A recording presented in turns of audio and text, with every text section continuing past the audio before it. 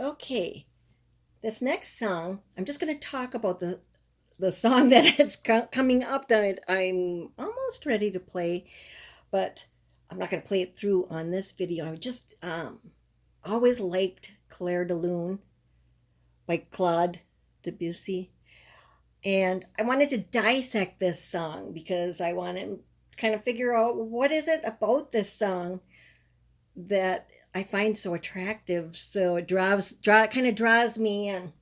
For one thing, it's written in 9/8 time, which is a little more unusual time signature. 9/8. That means there's 9 beats per measure, and each one beat is an eighth note equals 1 beat in the measure. And another thing that this song uses, so like a lot of times you'll see these groups of three in here, but they're not really triplets because you're counting 1, 2, 3, 4, 5, 6, 7, 8, 9. They're just straight up individual notes. It's not like how you have triplets on a 1 beat, like 1, 2, 3, 2, 2, 3, 3, 2, 3. Those would be triplets. And also, what this song employs is hemiola, actual hemiola. Like Claude Debussy wrote First Arabesque, another song that I had a video on. And that one had the 2 against 3 and 3 against 2 timings. When you're playing that rhythm, one hand plays one triplets, the other hand plays eighth notes in 2 beats per 2 notes per beat, and you play those against each other. This is the actual hemiola. Now if I look in my Shermer pronouncing pocket dictionary here, hemiola, if nothing else you get a new word for the day. Hemiola. In mensural notation of the Middle Ages, the use of 3 notes of equal duration in a bar, alternating with 2 notes of equal value in the same bar length, so that in the same bar, or in the same measure, so that the longer notes equal 1.5 times the shorter ones. The word comes from the Greek, I'm moving this funny, meaning 1.5.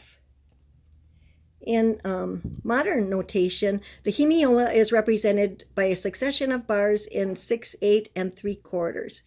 So then I was like, what is mensural notation? So if you go to mensural notation is varied types of rhythmic notations in use from the 13th to the 17th centuries. So that's all that means right there. So I usually put this behind to hold the music out where I can see it. And that reminds me, because we're talking about 20th century music, this is the book that I got this song from, the Anthology of Piano Music, the 20th Century, Volume 5, selected and edited by Dennis Agay. And there's a whole bunch of songs in here. I looked through here to see if 9/8 was kind of an unusual time signature, and it is. Most of them are 2/4, 4/4, or this common, the big C. The big C they'll write in there instead of writing 4/4, because that's like such a common time signature. But here's one that's 5/8. So this one might be interesting too. This one would probably cause this song to be kind of interesting. That might be one I might want to look at. And here's one 12/8. So those are two I would probably look at from this book next, just because they are different than the others. And here's another one. Here's one with 8/8 time, and it switches in.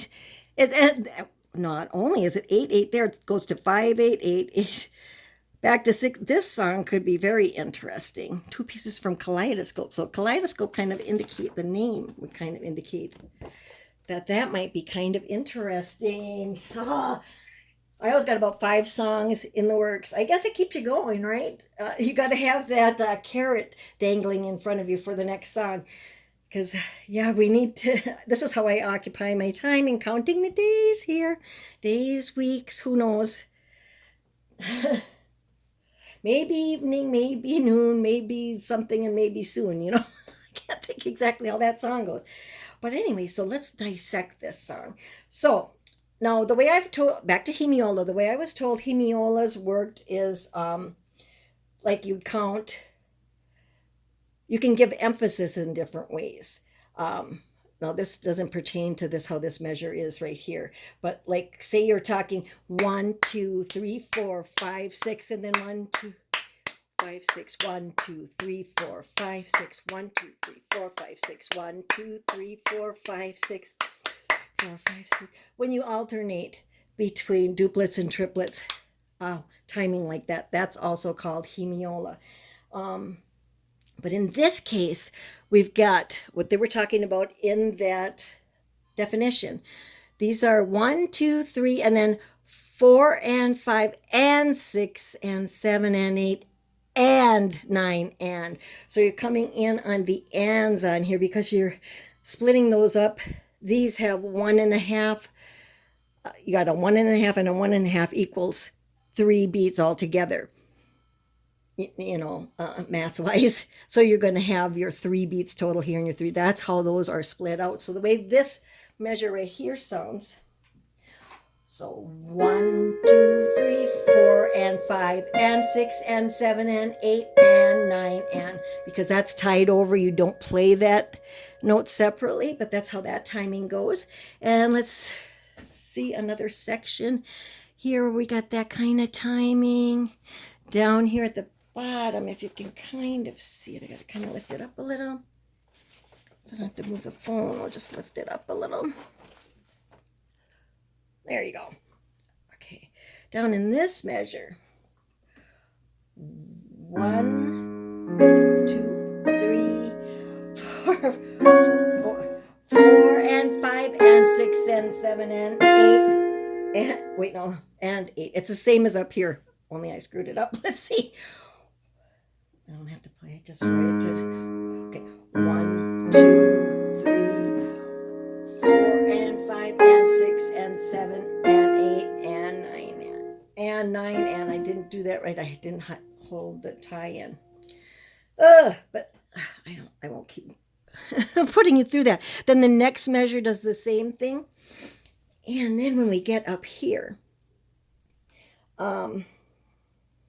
another thing, we'll point to the time notation up here for how fast you should, the tempo notations up here is andante. And of course that comes in a range. I'm going to give you or tell you that I have a link in my playlist. Hit my face, go to my channel, go to my playlist, my inspirations, and I found this guy, this virtuoso pianist. Unbelievable. His name is Lang Lang, and he plays this song. Oh, it is just, yeah, it's, hair raising on you. Mesmerizing, maybe is a nicer way to put it. Yeah. The way he plays this song is just unbelievable. And I read up a little on his upbringing. When you go and watch his video, then you go to his description. Every time to get to a description on a video, use that little down arrow by the title. You can see the full title if it's longer than fits into the short thing. Plus you see the description underneath. On his video, he has some links that tells you his background, how much he practiced when he was, since he was 5.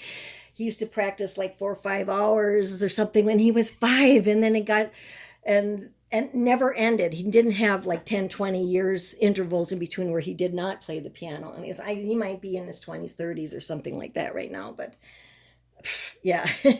So that is the difference between virtuoso and just people off the street like me playing stuff. Besides there's talent included in there and everything, but practice makes the difference. I don't know if I'd want to have been like, under the gun like he was. His dad was like a cruel taskmaster, the way it sounded. I don't know if I would have liked to have lived a life like that. Under that, my dad was hard on me for golfing. I mean, he didn't know screwing around on the golf course, and I dislike golfing to this day. So um, there's always that. There's like a balance in there, I guess. But anyway, so here he chose the way this Lang Lang chose to play this song. He chose very slow, at the bottom, at the slow end of this range.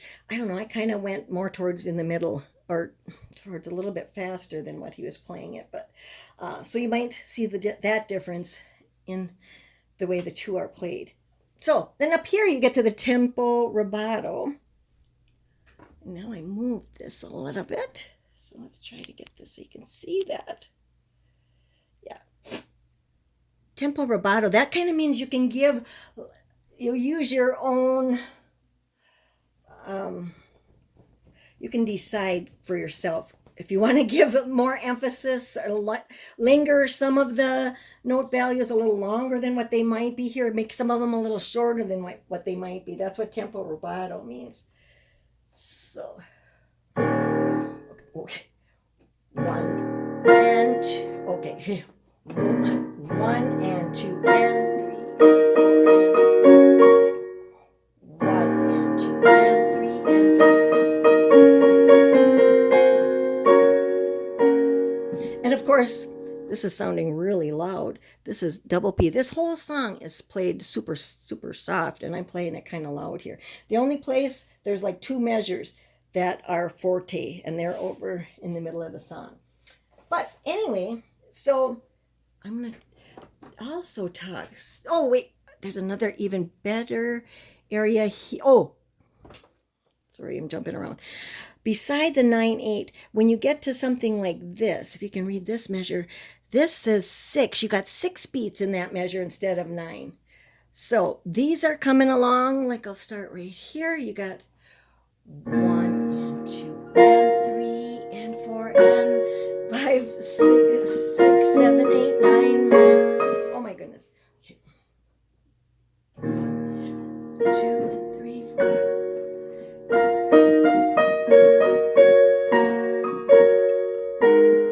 And then when you get here, 1, 2, 3, 4, 5, 6, and then you're back to 1, 2, 3, 4, 5, 6, 7, 8, 9, and here's another 6.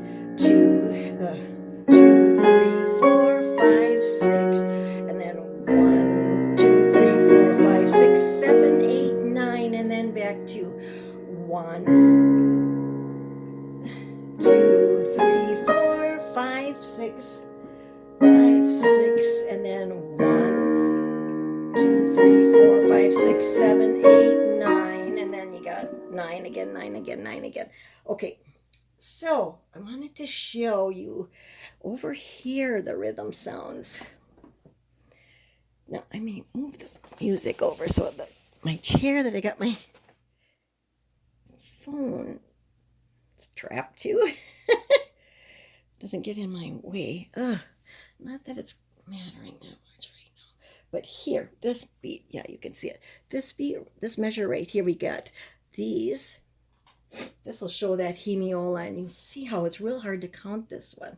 So we have 16th notes now, so you got 1 and 2 and. I'm going to count those with the ands, otherwise it's real hard counting this measure. 1 and 2 and 3 and 1 and 2 and 3 and 4 and 5 and 6 and. So that feels so much different. I just love this measure. Probably because it's got this hemiola in it. And I'm playing that way slower than what it would be played. 1, 2, 3. And then you're back to the kind of straight. So those are kind of just straight again, but you see how you could feel the emphasis sounded different in this measure because they've got these bottom notes coming in on the ands instead of on the 1, 2, 3, 4, 5, 6, 7, 8, 9. They come in on and on there. So that gives it that different feel. Okay, now I'm going to talk. Okay, that's it on the hemiolas.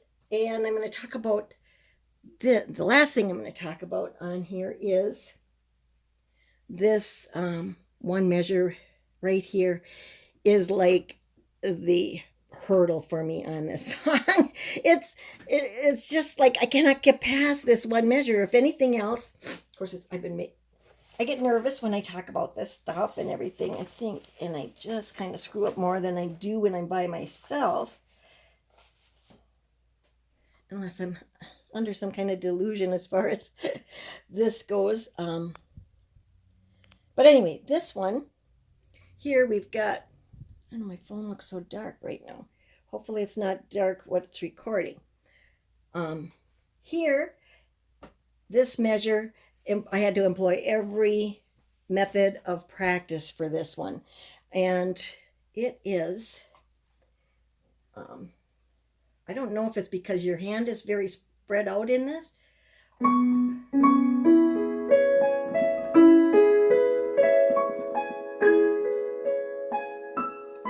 Now, I actually made it through there, not up to tempo, of course, but one way, the first thing you should do is play individual hands on here. So let's do right hand, 1 and 2 and 3 and 4 and 5 and 6 and 7 and 8 and 9 and then on your left hand would be 1 and 2 and 3 and 4 and 5 and 6 and 7 and 8 and 9 and then if you have a hard time putting them together, even excruciatingly slow, then use the block method. So what I'm going to do is block this chord instead of having them separate notes played them all together. So play it like a chord there, and the same with the right hand. Play, if you can. You probably don't need to see my hands to do that, right? You can hear it. Okay. I'd have to have somebody else recording to help me do that. Okay, so if I play 1, 2, 3, and I'm just playing this 1, 2, 3, 1, 2, 3. It would help for you to see my hands as far as these are big stretches. Your hands are like this when you're playing these chords right here. When you play them, it's a big and awkward stretch, but I have to play them in big. I don't want to cross over fingers to play them. I want to just play it in a big stretch instead. Somebody else, I don't know, maybe they would play them with a crossover fingers, but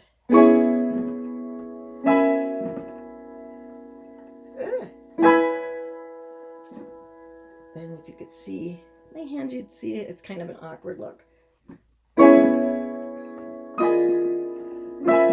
Okay, let's not waste any more time on talking about the block.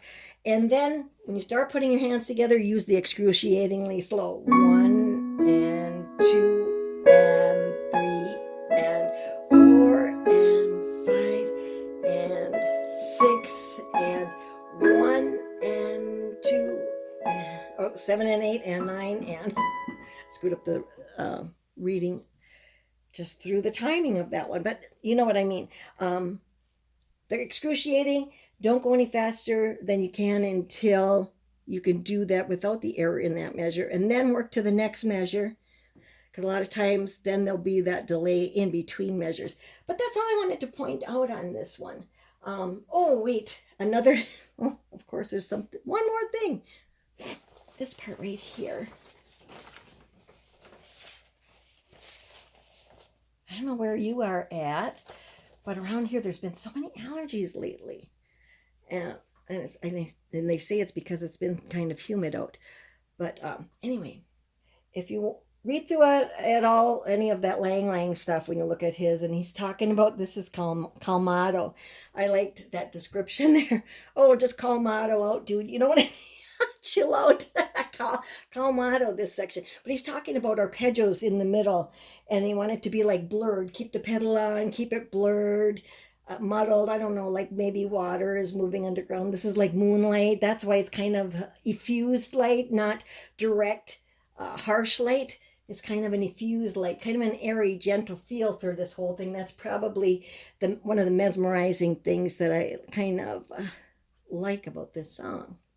You know, kind of impressionistic in a way or whatever. But so anyway, when you're coming through here, this section right here, you want to play hands separate and do all those other practice techniques on this too, because you got to keep a certain pattern going in the left hand. Here it's just back and forth, so that's nothing. But then you're going to move into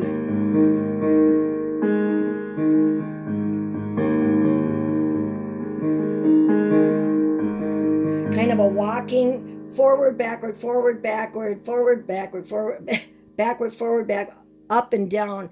You're going forward and backwards with your left hand while your right hand is doing something completely different. So and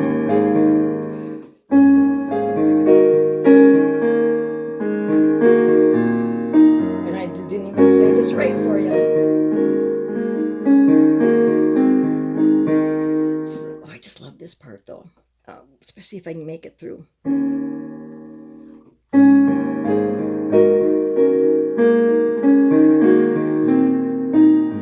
I still didn't do it. So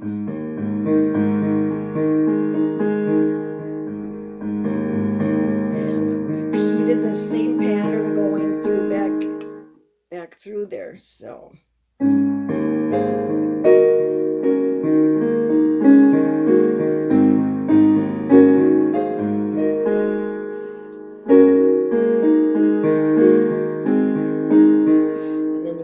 that and everything's pretty straightforward again. No hand crossing over at any time too much anyway, so everything else is pretty much straightforward. And that's the last thing. That is the last thing I'm going to point out about that. So that's kind of my breaking apart, dissecting this song. I like this song, so hopefully I'll be able to play it through. You know, when you're sitting here by yourself, it seems like you're playing, oh, you're playing it so nice and stuff. And then you turn the recorder on and it's like you're in front of a bunch of people, even though there's only a handful of people that see this. Anyway, there's that. The full version should be coming up next. So, see you later. You've had to stare at this page the whole time I'm talking. If anybody made it through the end, kudos. I don't know how you did. But anyway, talk to you later.